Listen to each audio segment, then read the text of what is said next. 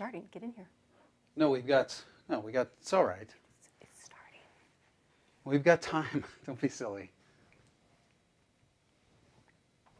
We don't? No.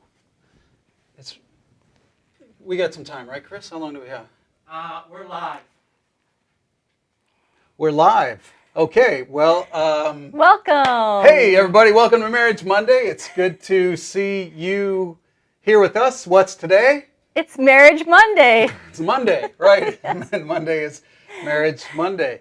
Feeling a little bit flustered. Hope everybody is okay tonight. We're ready to go. And this is Kevin and this is Lisa. We're talking about marriages, ours and yours. And hopefully... Yeah, yes, last week we talked about staying on the same page. So that was really amazing. And we'd love to hear tonight, actually, as we get started here. Yeah, let's get What's in the your chat. secret to staying on the same page? How do you do it? Tell us in the chat and let's help each other with some great new ideas. Like, I don't know, is it planning times or going to Starbucks, having a coffee? Let's hear, what is your favorite way that you make sure you stay on page with your spouse, on the same page with your spouse? Lots of pages out there, but you want to be on the same page. Anybody got your favorite way to stay on the same page? So we've got having breakfast together. That's good one. Morning breakfast. Do we like to do that? We don't like to have breakfast together, do we? No, we don't like breakfast at all. Sorry. Try to communicate often and frequently. Nice. That's something. Yeah. Here's Chris. Chris is working on our fire. Don't worry about Chris. He's throwing another log on the fire. We take walks together. We pray together. Love it.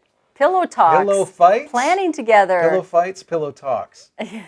Pillow talks, I think. It's Binder and Sherry. It could be pillow fight, but pillow talk. Quick Very chats different. throughout the day. Dinner together with a glass of wine. Love it. Yeah. Who said that? Communication. The Calvins. Yep. There. Let me jump in. Yeah.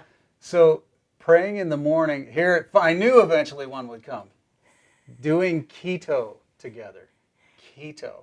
Doing keto. What is that? Keto together. What is keto? Well, I think keto diet, right? Oh, okay. That's what that is. Okay. Unless keto is some new kind of thing that we didn't really that we don't really know about. That's very, very cool. Snuggles. Tony. Aww. You know what Tony's doing. He's just prepping his wife for a little bit later when he says that. So anyways, that's really great. We talked a little bit about making sure we stay on the same page. Yes. Last time we were together, last episode, and that was good. But listen, any way or anything that you do in your marriage that you stay on the same page, that's the most important thing. Right? Fantastic. Yeah. So we want to make sure we welcome everybody again. This is Marriage Monday. You're here, and we thank you for having you here. We thank you for coming here. Thank you for coming here. And look, if you can tell, maybe you can't tell, but my brain, it feels like it's been, this year's been the longest 5 years of my life. Have you ever felt that? And this year isn't even over yet, and we haven't even actually gone one full year of this new strange time that we're in, right? Because it kind of started in March, at least here in Canada. Yeah. Our lockdowns and things like that started then. But here's something to think about as far as marriage couples and all the appendages that come with you being a married couple. And what I mean by that, there's married couples, there's you and your spouse, and some of you, there's kids, and others of you, there's dogs and cats, and there's in-laws and outlaws. So we have all these parts of our family. So let me just lay this out. It's been a long year. Let me go through what you've experienced so far. Not entirely, but stay with me here. I think this is kind of clever. So far, you have celebrated together with your spouse Easter, Victoria Day, Father's Day, Mother's Day, Canada Day, August long weekend. I don't know what day that's called. August long weekend, Labor Day, Thanksgiving Day, Halloween Day, and even last week, Black Friday. And you've done it all with the same person. Well, that's true. In the same house or the same apartment or the same condo or the same pup tent, wherever you live. And this is how we're starting off to say, surely, clearly, totally by now, you guys need a marriage tune-up. And that's why we're here as we are rolling into the next month, which is the month of December, and we're calling tonight a 2020 marriage fix. You know, it's so true what Kevin was saying, and we do need to keep working at our marriages, and these Monday times together, having conversations about marriages really do help, I believe, and that's what you've told us, so we keep doing them. But this 2020 marriage fix tonight, we're just going to talk about one thing, and we promise you that if you stick with us for the next half hour or so, we're going to give you something that is going to really help you to finish out the year strong and maybe even have a great start to the next year. We don't want to plan too far ahead or make big proclamations about 2021. We'll just I'm going to do it. Take it as it comes. But anyway, so why don't you do that with us? Why don't you even maybe put away distractions, maybe put your phone at arm's length and just stick with us, and we're going to try to promise to deliver you a great 2020 marriage fix tonight. And phone at arm's length. That's challenging. Yeah, I think that's a great idea because there's so many distractions, really. So if you can see on the screen behind us, there's a picture there. What does this picture, I guess, you know, in your mind, what do you think of this picture behind us? What does it kind of represent? What's your best guess when you see something like this? Because what's on the screen, has to do with our title, with our conversation with you tonight. So Kevin and Lisa, you know, we're just not normal people. We throw up ideas like this, but trust us. Yeah. This microphone, and that's what it is if you can't see it, this microphone is going to change your marriage. Well, for those of you who were on right at the start, good for you. Thank you for being prompt. You might have noticed that Kevin and I were caught with our mics on, and we weren't quite ready. So how did that make you... they call that in the business? What is that called? In the biz? Yeah. They call it a hot mic. Okay, so... Is the mic hot? You have to be careful what you say. Okay. Anyway, keep going, baby. How did that make you feel when we were kind of, you know, flustered there and talking to each other, whispering under our breath? You know, we weren't actually fighting. Yes, that was scripted. But honestly, it's a very interesting thing. Once a mic is turned on, how you just change everything about yourself when the mic is on. Right? Yeah, so we really want to give you this great 2020 marriage fix, which is speak like the mic is on. Always speak like your mic is on. That's some good advice.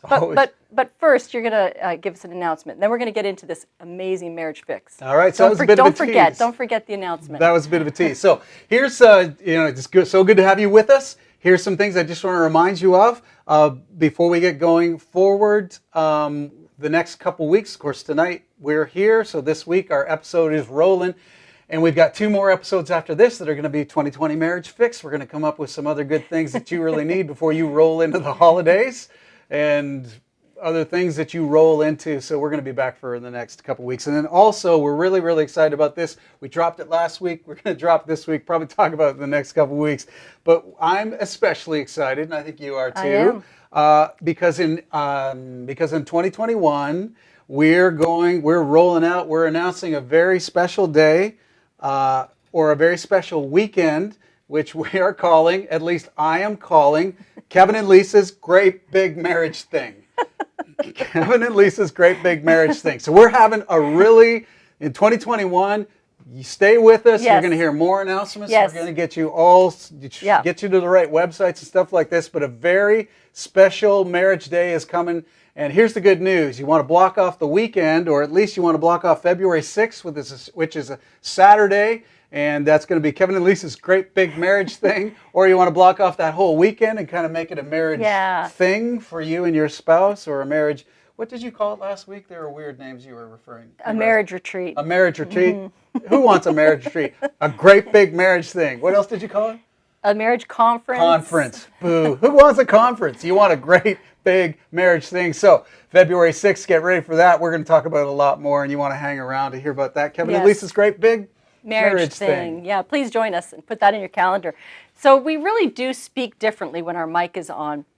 And we all are speaking into mics these days, right? All of us are speaking into mics, of various kinds. I'm sure every person watching. Yeah, so let's do this. Instead of making a comment, Put an emoji in the chat if you have used a mic sometime this week. So if you've used the phone, if you've used the computer, if you've been on Zoom, if you've used a mic this week, put an emoji in. How about that? Yeah. See if these people know how to even the mic. do an emoji. I noticed the mic is gone from the screen. Yeah, because we introduced our title. Oh, okay. Yeah, so Didn't you bring a prop or something to show people, what a traditional mic looks like? If you used a mic this week, oh, there you go. So look at the emojis starting to come in now. Right now we've got some married people with their tongue sticking out. An emoji. How do I do it? Oh dear. Honey, how do I do an emoji? The fella wants an emoji. But we get intimidated. We think of a traditional mic, but all of us, we have mics in our phone, I just right? said that, We have, so anyway, mics in our computer. I mean, even seniors are very familiar with mics these days. They're talking to their grandkids on the weekends. Before you say this, I'm getting sick of the seniors because they're always saying, "Well, I don't do good with, I can't do it, I can't join you, No. I don't know how to do it." Tell me. It's not true. Don't believe that lie. They're talking to their grandkids every weekend on FaceTime, Zoom calls, Skype. And, even actually this week, my mom walked into my house, walked up my stairs with her phone out on a Zoom call with her girlfriends, camera on, mic on, multitasking, talking to me and having a Zoom call at the same time. So, don't believe that. Seniors are very savvy these days with technology. There you go. It's nice to know the seniors are walking around on Zoom calls live. Let's hope they're not driving. I guess right? we can thank the pandemic for some things. And so, speaking of that, Kevin and Lisa have made a little video for your entertainment talking about microphones on and microphones off. We're going to throw it over to our tech guy, the eternal Chris Ramos. Watch this video.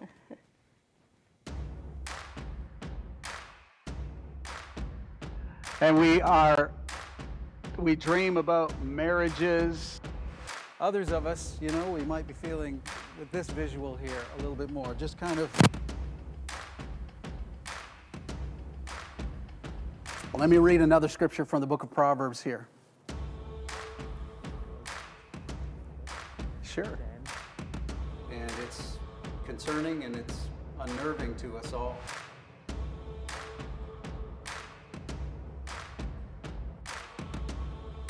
Up, back, away.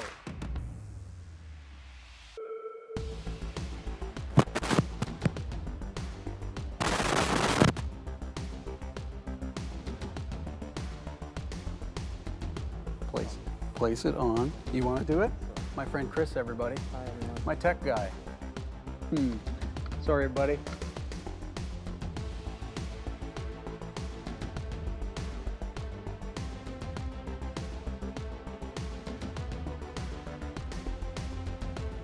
Don't worry, it's Kevin Robbins. This happens every time I'm here. Is that any better? Okay. Well, if it's not better, I'll use sign language.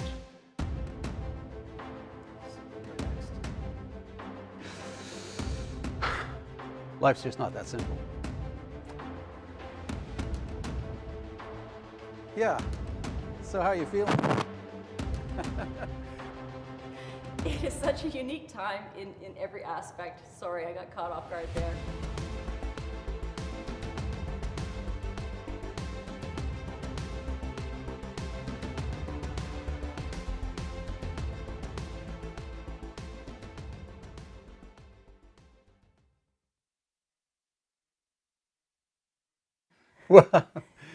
Okay, so first of all, special thanks to our tech team and all of the craziness that has ensued over the last 8 months. And by the way, that wasn't all of the mic flubs and the dumb things that we've said or the things that we've forgotten to say. It's I noticed true. you didn't have any mic problems.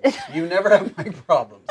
You just kind of sometimes lose where you're at. Me, I have. So anyways, if you care, why don't you give a little bit of love to Chris, who's always, like I said, eternally behind the glass, helping us out with things like that. And he always saves us when our mics bonk out and conk out and things like that. But okay, all right. It's true that video was actually more about microphones not working than it was about working. And tonight, our topic is to speak like your mic is always on, but always ready and thinking that your mic is on. But just remember, that tonight our conversation is about your marriage and our marriage.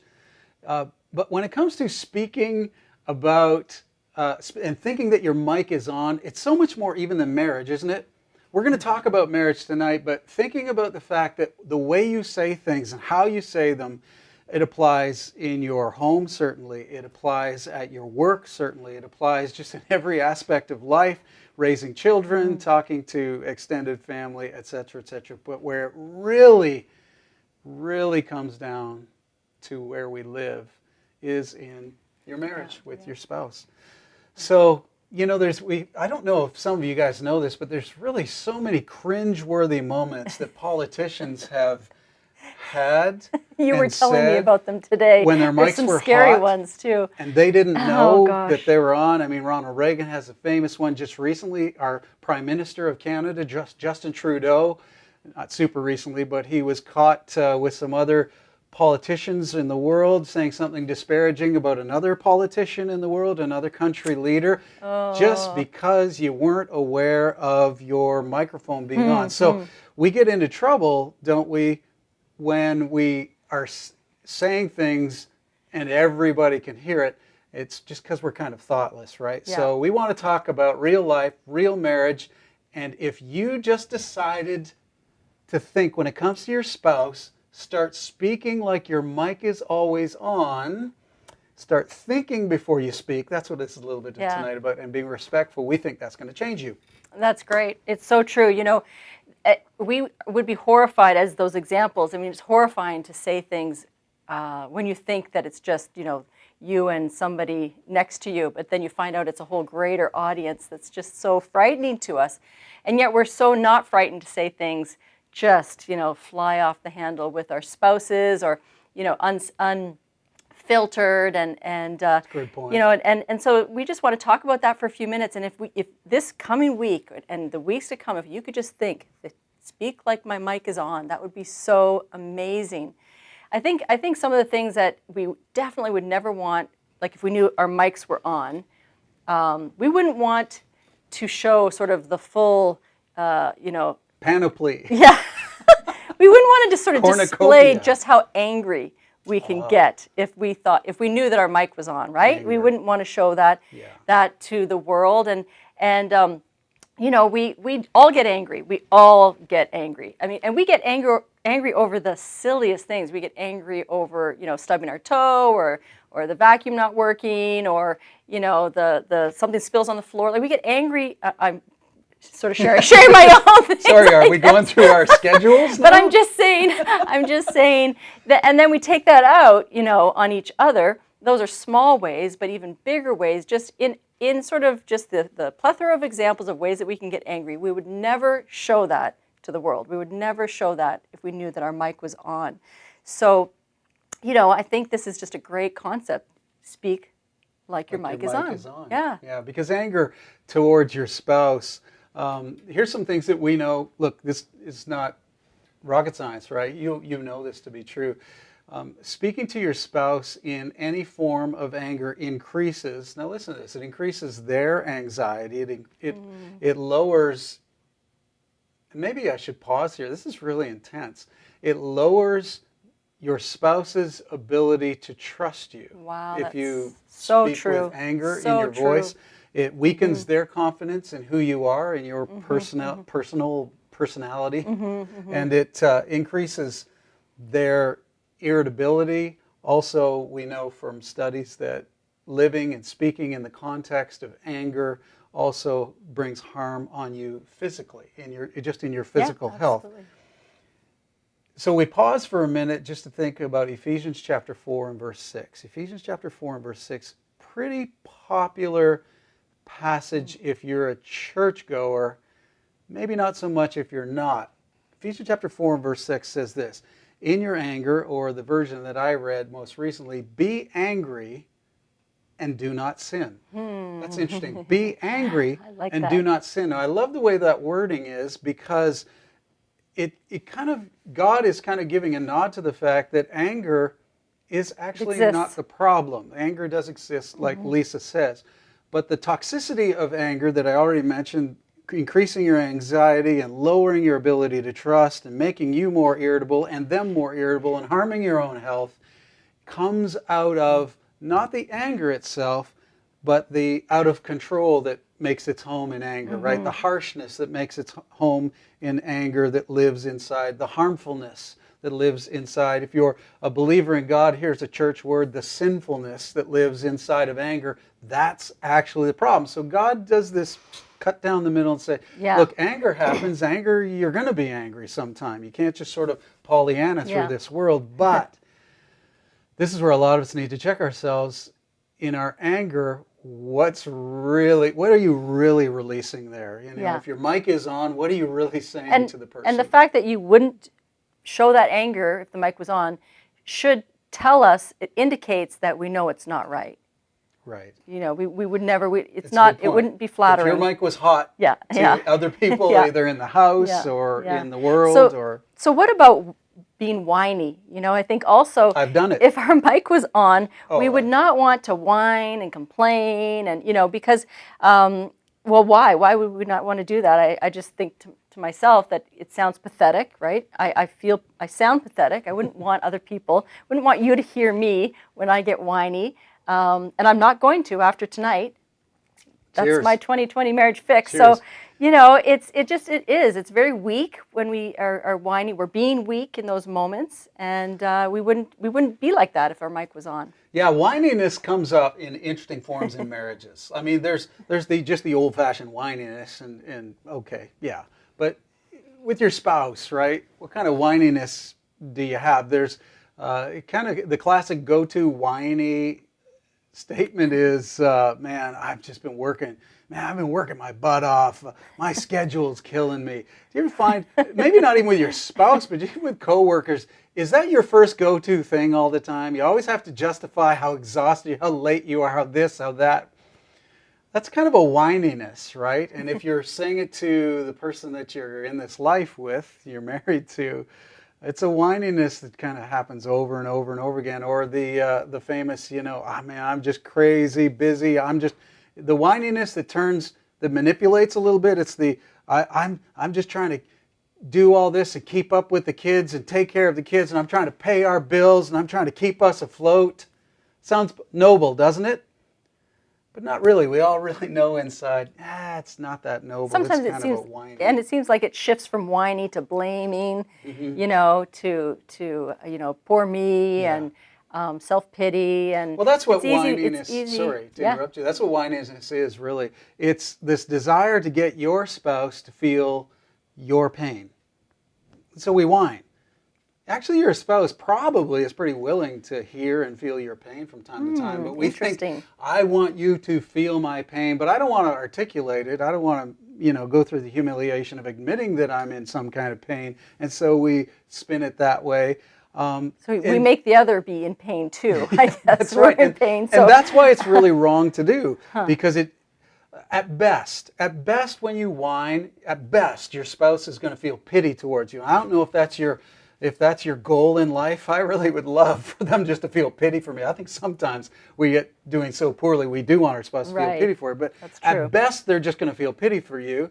In the mid-range, they're just going to feel bored of your whining all the time. And at worst, they're going to feel disdain for just this consistent, oh, you're whining again. Oh, listen to this. I wanted to share this with you.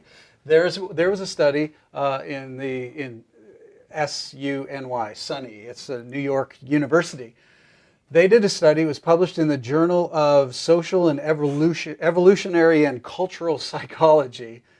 Sounds pretty snooty, but this is such a cool study. They took people, put them in a room, and made them do solve math questions, basic math questions, plus, minus, that kind of stuff. And while they were doing that, they put in the room with them whining.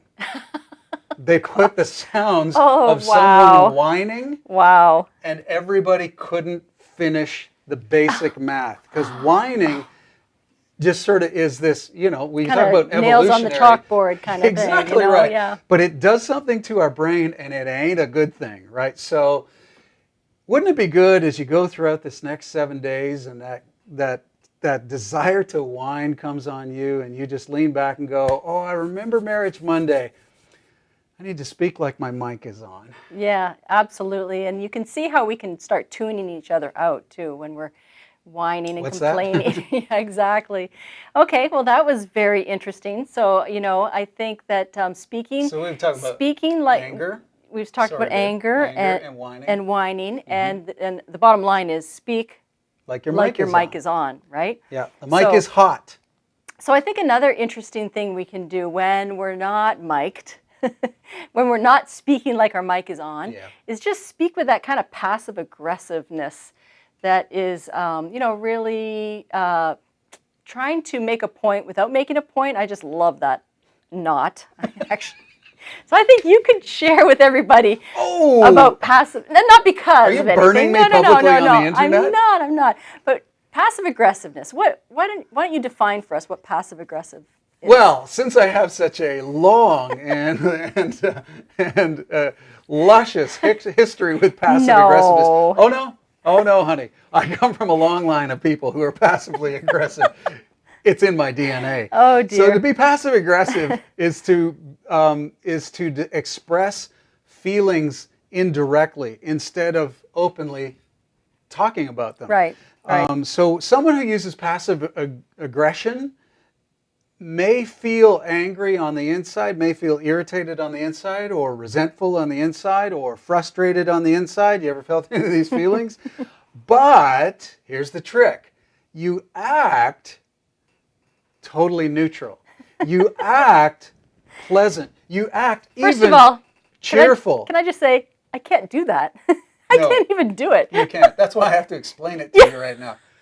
It's a real fine art that takes years of training. Actually, for some of us, it comes to us just naturally. It takes no training at all. So you can picture in your mind that what passive aggressiveness is. If you've never seen it before, you're unbelievably lucky. But most of you are tracking with me right now. You know what I'm talking about here. And so a passive aggressive person is that kind of person that finds an indirect way to show how they really feel. Now, for some of you right now, you're going, what's the problem with that? Okay, well, let's name some passive aggressiveness. Do you sulk in your marriage? If you're a sulker, you're a PA. If you're a cold shoulderer, you know the cold shoulderer, right? It's very it's not like, hey, I'm mad at you and I'm not. It's turning away and snubbing the person, sort of punking the person you're married to. Are you an avoider? That's some passive aggressiveness. Are you a sarcasmer? A really sarcastic person. Now, sarcasm, a lot of times, is used to avoid an actual meaningful conversation. I'm looking at some guys right now, more than women, but there's some sarcastic women. You frighten me. But usually it's more guys that are more sarcastic because you're trying to avoid a meaningful conversation. So that's kind of what some passive aggressiveness is. Wow. Yeah, okay. Sorry. I just took the lid off of that. It just came out easily. So I'm trying to think how, in that situation you speak when the mic is on. Well, definitely sarcasm. I just love it when you're not sarcastic. I do admit that. I'm attractive when I'm not sarcastic? I love it. You're a funny guy, but I do love it when you lose the sarcasm, just when it's just the two of us and stuff. But anyway, That's a good point. I think everyone has to, in their own marriage, figure this out, this passive-aggressive thing, because it sounds very complex and confusing. Well, let's find some simple solutions to passive aggressiveness. What would be good for us, you, everybody to do? How do you stop being passive aggressive? What if you're addicted definitely to it? think being self-aware, as you are, and I appreciate that so much about you, being self-aware, knowing that you're not, you're not speaking like the mic is on, you're speaking indirectly, and it is angry too. It is some of the first things we talked about, but it all does blend together. So definitely being self-aware, I think that would be a huge thing. This is common sense that we're talking about tonight. Tonight's 2020 Marriage Fix is a great one because you don't need to read a book, you don't need to know the science. You already know what we're talking about because when the mic is on, you wouldn't speak in some of the ways that you would speak to your spouse under pressure and when you are not being careful. So the passive aggressive thing, I think we nailed that one. I think so. Yeah. I would just say one other thing, by the way. I have to spin off of what you just said. Man, it's Kevin and Lisa. We're bringing you the 2020 Marriage Fix. And guys, it's so easy. You don't even have to read a book. You don't even have to try. You just need to fix your marriage. It's just that easy. Yes. But when it comes to being passive aggressive, being self-aware is so very, very important. And also, can I just suggest this way? Losing passive aggressiveness takes you making a decision that you're going to be mature. I know I'm threatening you right now. I know some of you are like, well, that just insults me. I'm mature. I'm more mature than you. I can tell just by watching you that I'm more mature than you. And maybe you are. If you are, congratulations. But if you're passively aggressive to your spouse and you're not watching the words and the way that you say, not thinking that your mic is on, a lot of passive aggressiveness is just childish. It's the kid on the playground who wants to take their ball and go home because things aren't going their way. It's manipulating your situation so you can be happy. And if I'm not happy, then the whole world has to stop and you have to suffer as a result of it. It's just not good. You're right, we have gone far enough on passive aggressiveness, but our advice to this, besides becoming self-aware and being a little bit more mature, is one solution for sure, the easiest one of all: just start speaking like your mic is on. Absolutely. You probably won't say those things if you think that. I mean, the only difficult thing about tonight is that it does take a little bit of discipline, because everything that we're talking about is natural. It's natural for some to be passive aggressive. It's natural for some to be angry. It's natural for some, to want to be whiny and melt down all the time. So, yeah, that would be fine. Yeah. Well, you pointed at me for passive aggressive. Yeah, absolutely. I throw it back at you. That's fair. That's fair. So, the final thing we just want to talk about as we're, sharing this beautiful concept with you, speak like the mic is on, speak like the mic is probably the most important one, the biggest one, and that is our tone. Our tone is so huge. You know, the classic. Oh, I thought you meant my tone. Yeah. Well, that's classic too. But this tone is more important than that tone, right? Our tone, there's the old joke about the person who's yelling at their spouse and then the phone rings and they pick it up. Hello, how are you?